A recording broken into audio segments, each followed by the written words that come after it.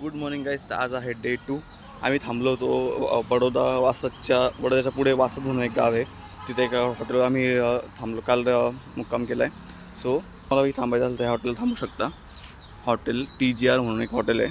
वासदच्या पुढेच लागतं एक्झॅक्टली. वासद आणि बोसदच्या मध्ये आहे. सो आम्ही ते स्टे केलं आहे. आता ऑलमोस्ट 9-9:30 होत आलेत. आम्ही आता इथून निघतो आहे. इथून आता आजचं टार्गेट डायरेक्ट जुनागड असेल. साधारण इथून 330 किलोमीटर इथून अंतर आहे. साधारण 6 ते 7 तास आम्हाला लागणार आहेत. सो बघूयात किती वेळ लागतो आहे आणि आजचा प्रवास कसा होतो आहे. कारण राजकोटवरून त्या मार्गे जायचं आहे आपल्याला. सो त्या साईडला थोडंसं रस्त्यांची कामं वगैरे चालू आहेत. तर बघूयात कसा किती वेळ लागतो आहे. आपल्या गाड्यांची वगैरे पॅकिंग चालू आहेत. गाड्या रेडी झाल्यात. चेकआउटच करतो आहे आता आम्ही. इथे जरा लगेज पॅकिंगचं काम चालू आहे. जरा लगेज पॅक करतो आहे गाड्यांवर. लगेज पॅक झालं की लगेच इथून निघत आहे आम्ही. भेटत पुढे रस्त्यात मग. And please ignore my broken goggle.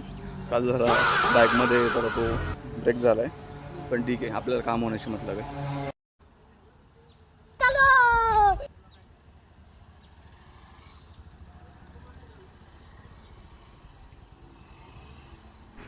काय आता एका ठिकाणी आम्ही PUC करायला थांबलो होतो. आपल्या तिन्ही बाईकचे PUC एक्सपायर झालेले होते. आता इथे एका ठिकाणी PUC सेंटर भेटलं तर PUC रिन्यू करून घेतो. काल एका ठिकाणी आम्हाला सुरत ते बडोदा हायवेला आम्हाला एक ठिकाणी पोलिसांनी अडवलं होतं.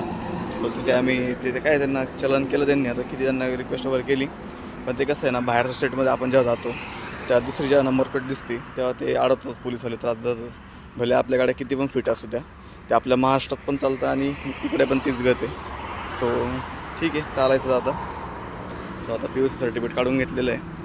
तर आता इथून निघत पुढे आता. सो बडोद्यापासून जुनागडकडे जाण्यासाठी आपल्याला राजकोट मार्गेच जावं लागतं. पण आम्ही ट्राय केला एक छोटासा शॉर्टकट जो की जातो रानपूर, पलियाड, जसदान, आटकोट, गोंडल या मार्गे. रोड तसं खूप चांगला आहे, फक्त काही ठिकाणी विलेज क्रॉसिंग करावं लागतात. आणि दिवसभर राईड केल्यानंतर फायनली आम्ही संध्याकाळी पोहोचलो जुनागडमध्ये. आणि या सुंदर कमानीतून आत गेल्यावर आपल्याला दर्शन होते गिरनार पर्वताचे. तर मित्रांनो, संध्याकाळचे 7 वाजलेले आहेत आणि आम्ही फायनली गिरनारमध्ये पोहोचलेलो आहे. जुनागडमध्ये आपल्या गाडीचं पार्क केलं आहेत. आता इथे एक रूम वगैरे बघतो. इथे मुक्काम करूयात म्हणजे.